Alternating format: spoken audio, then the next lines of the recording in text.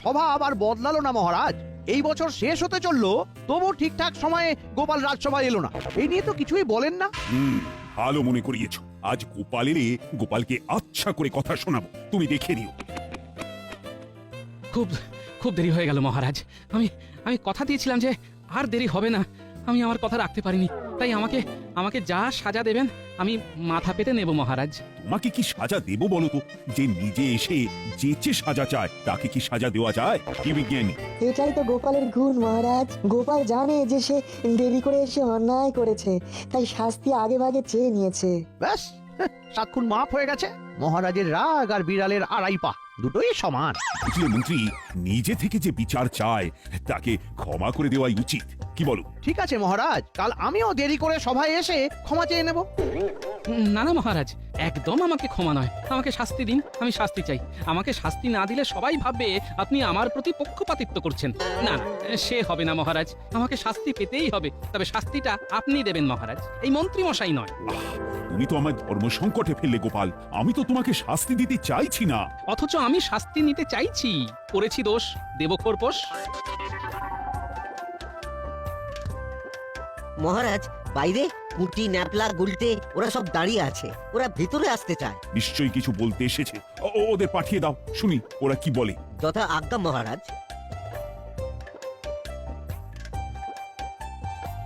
আচ্ছা, তোমার বানর সেনার দল হঠাৎ করে এলো কেন বলো তো? বাড়িতে কি খিচুড়ি পাকিয়ে এসেছো? কি হয়েছে?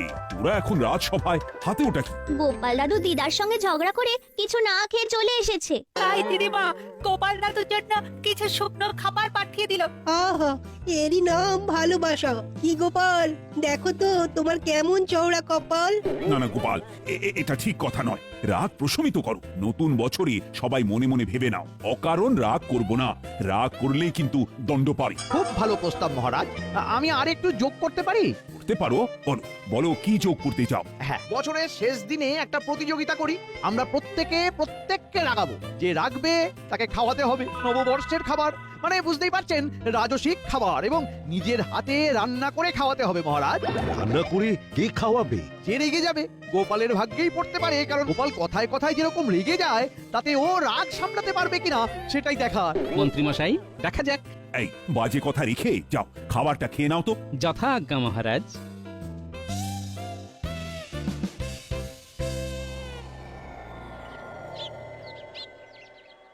বছরের শেষ দিনে গোপালকে আমি এমন রাগিয়ে দেব যে গোপাল বুঝবে। হ্যাঁ, আপনার বুদ্ধির ওপর আমাদের সম্পূর্ণ আস্থা আছে। নিশ্চয়ই কিছু একটা ভেবে রেখেছেন। মহারাজের এই গোপাল প্রীতি আমার একদম ভালো লাগে না। কি আর করা যায়, মহারাজের উপর তো আর কথা বলা যায় না। তাহলে তোমরা প্রস্তুত? নববর্ষের দিনে গোপালের বাড়িতে ভোজ খেতে যাব। তার আগেই রান্নার পদ কি হবে সেটা আলোচনা করে নেব। মানে আমরা যে পদ বেছে দেব সেই পদ অনুযায়ী রান্না হবে, তাই তো? হ্যাঁ, সেটাই হবে। আমরা পালকে থাকবো না চামড়াতে থাকবো সেটা একটুখানি পরিষ্কার করে দিন। পালক নয়, হাসি মুখে খাসি। খাসি না হলে নতুন বছর জমে। শেষ পাতে লাল ক্ষীর দই। আহা, সেটা তো আগে থেকে না বলে দিলে সেদিনে পাওয়া যাবে না। আমি তো আগে থেকেই বলে দেবো। কালই আমি লোক পাঠিয়ে নবদ্বীপের লাল ক্ষীর দই 10 হাঁড়ি বলে দিচ্ছি। ও, তার মানে ওই গোপালের ঘাড় ভেঙে নতুন বছরটা বেশ ভালোই জমবে। একটা প্রবাদ জানো তো, বছরের প্রথম দিনে যেটা হয় সারা বছর ধরে সেটাই ঘটে। তার মানে বলতে চাইছেন সারা বছর ধরে গোপালের ঘাড় ভেঙে আমাদের ভালোই চলবে। হ্যাঁ, একটা সুযোগ পেয়েছি, গোপালকে চিবিয়ে খাবো। চলো চলো বাড়ি আই, আমাকে পরিকল্পনা করতে হবে তো। চলো।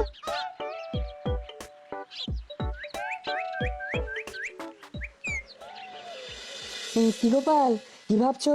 পুরনো বছরের শেষ দিনে মন্ত্রী মশাইকে কিভাবে রাগাবো সেটাই চিন্তা করছি, বুঝলে? মন্ত্রী মশাইয়ের কপাল কি বন্ধ করতে পারবে গোপাল? শুনেছি মন্ত্রী গিন্নির হাতের রান্নাও বেশ ভালো। ভোজনের কি পদ? গোপালের কি অভিমত? দিনের শুরু হবে ফল দিয়ে, তারপর মধ্যাহ্ন ভোজন হবে সরু চালের ভাত, ঝুরঝুর আলু ভাজা বাদাম দিয়ে, খাসির মাংস, ভোলার দোকানের রসগোল্লা আর পান্তুয়া, আর শেষ পাতে লাল ক্ষীর দই।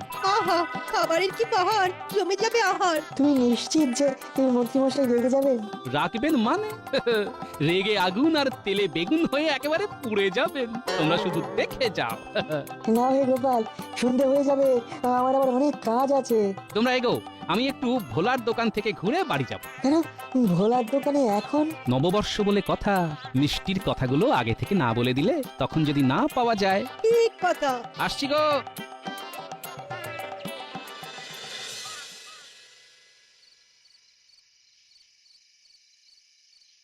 কি গো গোপাল দাদা, কিছু লাগবে নাকি? শোনো, নববর্ষের দিন 4 হাঁড়ি রসগোল্লা, 4 হাঁড়ি পান্তুয়া আর লাল ক্ষীর দই আনবে এবং এনে সোজা মন্ত্রীমশাইয়ের বাড়ি পাঠিয়ে দেবে। আর একটা কাজ তোমায় করতে হবে। কি কাজ?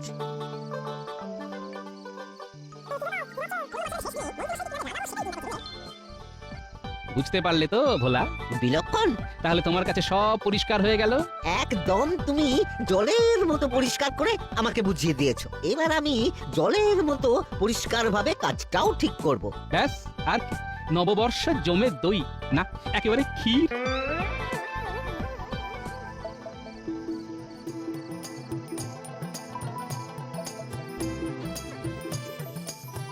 কি গো গিন্নি, এখানে এভাবে দাঁড়িয়ে কেন?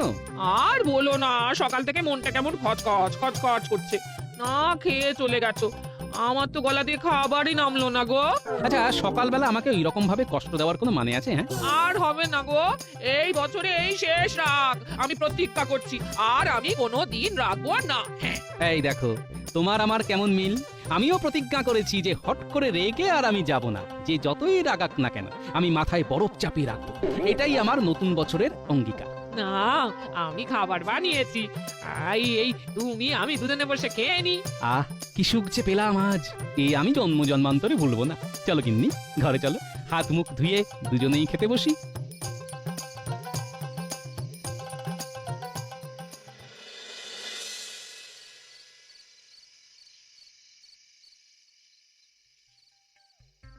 আজ খুব আনন্দ হচ্ছে গিন্নি, খুব আনন্দ হচ্ছে। আহা, নববর্ষের প্রথম দিন গোপালের বাড়িতে আমাদের খাওয়ার নিমন্ত্রণ। আহা, কেন গো, হঠাৎ করে গোপাল আমাদের খাওয়াতে যাবে কেন? আরে বাজিতে হেরে যাবে তো। আমাদের তো কথাই হয়েছে যে বাজিতে হেরে গেলে নববর্ষের ভোজ খাওয়াতে হবে। ও, গোপাল হেরে গেলে তোমাদের খাওয়াবে? কি জানো, সেই গাছে কাঁঠাল আর গোপে তিল দেওয়ার মতো ঘটনা। কতবার তো গোপালের পেছনে লাগলে, তোমার তো আর আশ মেটে না। দূর দূর, তুমি একেবারে বেরসিক। কোথায় আমাকে সমর্থন করবে, আমার পাশে দাঁড়াবে, তা না সবসময় আমাকে খুঁচিয়েই যাচ্ছ। দেখো, এবার দেখো, বাজি আমি জিতছি। ঠিক আছে, দেখবো দেখবো। নতুন বছর আসতে তো আর বেশি দেরি নেই। তা বাজিটা কি নিয়ে ধরেছিলে শুনি শুনি? আমাদের কথা হয়েছে যে চৈত্র সংক্রান্তিতে যে রেগে যাবে তাকে খাওয়াতে হবে। আর তুমি তো জানো গোপাল বদরাগী, পান থেকে চুন খসলেই রেগে যায়। আর তুমি আমাকে দেখেছো, 7 চড়ে রা কাটি না। তাই তো এত বিশ্বাসের সঙ্গে বলতে পারছি, জিতটা আমার শুধু সময়ের অপেক্ষা, বুঝলে? আমি অপেক্ষায় থাকলাম। ব্যাস, তোমার কাছে আর আমার কিছু চাওয়ারই নেই। আমরা শুধু সেই দিনকে হাত ধরাধরি করে গিয়ে পেট ভরে খেয়ে আসবো।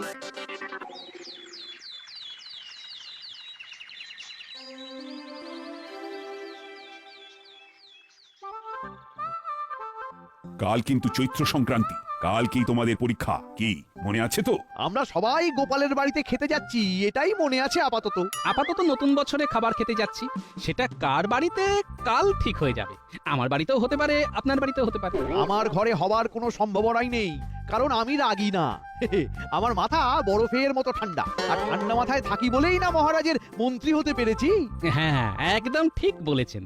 আপনি এমন মন্ত্রী যে মহারাজের পাশেই ঠিকঠাক দাঁড়াতে পারেননি। মহারাজের পাশে দাঁড়াতে পারি কি না পারি সেটা তো মহারাজ দেখবেন। না না না না না, শুধু মহারাজের একার দায়িত্ব নয়, প্রজাদেরও দায়িত্ব যে তাদের মন্ত্রী কতটা বুদ্ধিমান সেটা জানা। তার মানে গোপাল, তুমি বলতে চাইছো যে আমাদের মন্ত্রী ঠিক ততটা বুদ্ধিমান নন? গোপাল খেলা শুরু করে দিয়েছে আজ থেকেই। মন্ত্রী গোপালের বুদ্ধির কাছে হার মানবেই, এটা আমার বিশ্বাস। দেখা যাক আর তো মাত্র কয়েক ঘন্টা বলছি তোমরা কি আজ থেকেই শুরু করে দিলে? আজ তো মহড়া, কাল যুদ্ধ। আজ হলো মহড়া, কাল মহারণ, পরশু মোদের বর্ষবরণ, আসছে নতুন সন। থাকবো আমি হাসি মুখে, খাবো ছানা বড়া, মন্ত্রী মশাই দেখবে আমায় চোখ করে ছানা বড়া। সে না হয় দেখা যাবে যে কে চোখ ছানা বড়া করে কার দিকে তাকায়। আজ মহড়াটা তো অমীমাংসিত ভাবেই শেষ হলো। মহড়া আর যুদ্ধের মধ্যেই তফাৎ আছে রাজবৈদ্য। আমি তো হাতের তাসই ফেলিনি। কাল সকাল আসুক। ও, তার মানে আপনি হাতের সেরা তাস এখনো ফেলেননি? আরে বাবা, আমি তো মন্ত্রী, আমার মাথায় তো অতিরিক্ত বুদ্ধি আছে বলেই না মহারাজ আমাকে মন্ত্রী করেছেন। সব বুদ্ধি যদি যুদ্ধের মহড়াতেই দিয়ে দিই, তাহলে যুদ্ধের দিন করব কি? হ্যাঁ,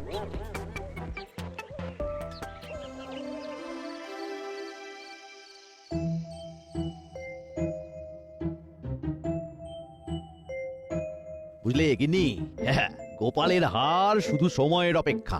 আমি যে কাল জিতবই। জিতলেই ভালো, তবে গোপালকে হালকা ভাবে নিও না। শোনো শোনো, আমি মন্ত্রী, মন্ত্রণা দেওয়াই আমার কাজ। কত ঠান্ডা মাথায় আমাকে ভাবতে হয়, এই দিকটা দেখো। দেখি কাল তোমার কি হয়। তুমি আশা করতেই পারো, কিন্তু আমি গোপালকে একদম হালকা ভাবে নিতে পারছি না। সত্যি তুমি পারো। ওই দেখো, একটু দেরি রেখে গেলে, এরপর তো গোপাল ঝড় যখন আসবে তখন তো সামলাতে পারবে না। এ, বড্ড ভুল হয়ে যাচ্ছে। ঠিক ঠিক ঠিক ঠিক, আর নয় রাগ, শুধু অনুরাগ।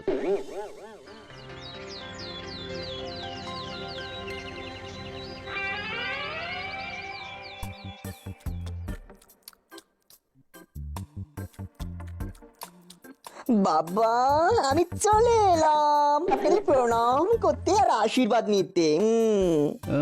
একদম মাসের শেষে তুমি এলে বাবা জীবন। না না না, রাগ করা চলবে না। বাহ, চমৎকার, কি সুন্দর চমক দিলে তুমি বাবা জীবন। আমি তো চমকে দিতেই ভালোবাসি, শুধু চমক আর ঠমক, এই নিয়ে আমার জীবন। বাবা, বাবা সোনা। বাহ, তুমি কিরকম শান্ত আছো? তোমার শ্বশুর মশাই একেবারে মাটির মানুষ হয়ে গেছে গো। মানুষটা রাগ একেবারে ত্যাগ করেছে। হ্যাঁ, সত্যি বাবা, আপনি কি করে পারলেন? বড় কিছু পেতে গেলে কিছু তো ত্যাগ করতে হয় বাবা জীবন। বড় কিছু পাওয়া মানে কি বাবা? নববর্ষের ভোজটা মন্ত্রীমশাইয়ের বাড়িতে খাওয়া মা। আমি যদি জিতি, তাহলে মন্ত্রীমশাই আমাদের সবাইকে নববর্ষের ভোজ খাওয়াবেন। যদি কেন বাবা, আপনি জিতবেন। সেটা আর বলতে, সেটা আমি জানি। শোনো, তোমাকেও আমার সাথ দিতে হবে। আমি তো আপনাকে সাহায্য করার জন্য বসে আছি। বলুন বাবা, আমাকে কি করতে হবে? শোনো বলছি।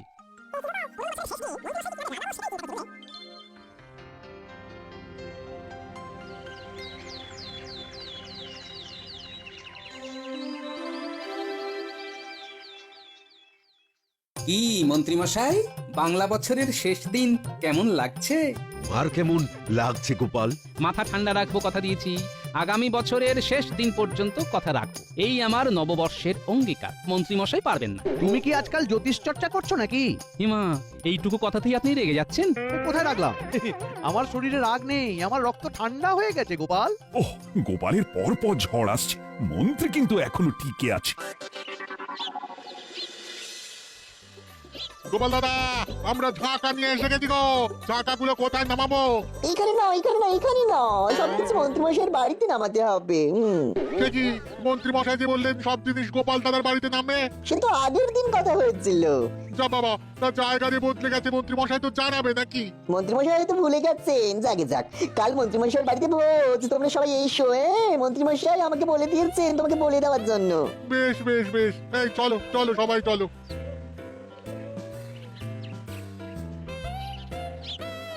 বাহ, এবার তো জমবে মজা। মহারাজ, এই ভোলা ময়রা মন্ত্রী মশাইয়ের সঙ্গে দেখা করতে এসেছে। কি কথা বলতে এসেছো বলো? যাও প্রহরী, যাও, তুমি এখন যাও। যথা আজ্ঞা মহারাজ। বলো ভোলা। আজ সকালে আপনার সব ধার বাকি মিটিয়ে দেবার কথা ছিল, আপনি এলেন না। মানে কি বলছো ভোলা?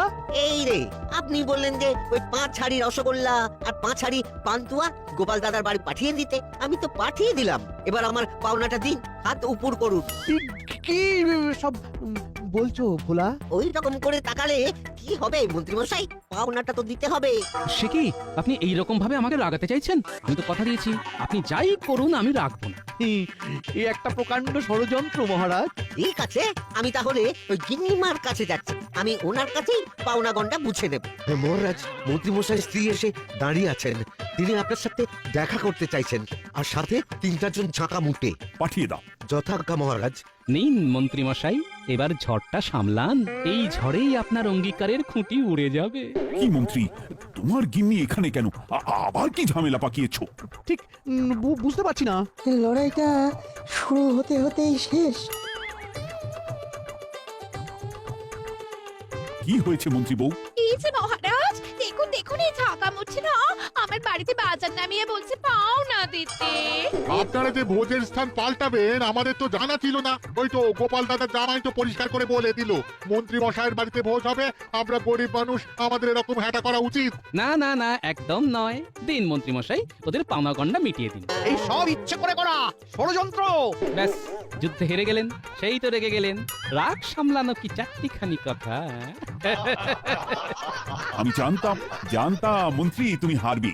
গোপালের বুদ্ধির কাছে টেকা ভারী শক্ত।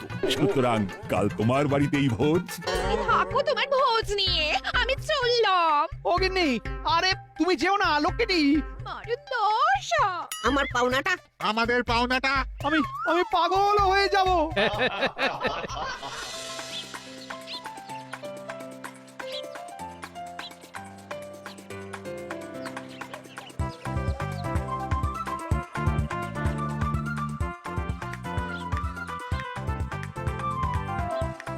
ওহ, গোপাল তো জমিয়ে রাঁধছে।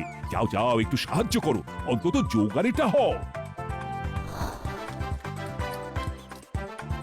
শুভ নববর্ষ মন্ত্রী মশাই, নতুন বছর আপনার ভালো কাটুক।